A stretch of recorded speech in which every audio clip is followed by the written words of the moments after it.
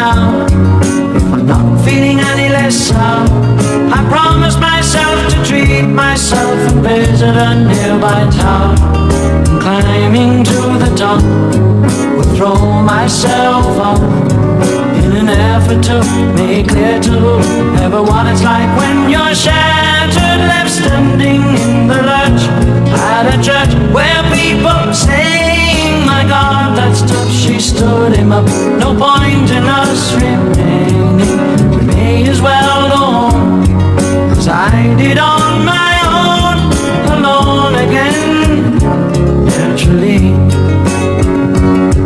To think that only yesterday I was cheerful, bright and gay, looking forward to what wouldn't do the role I was about to play.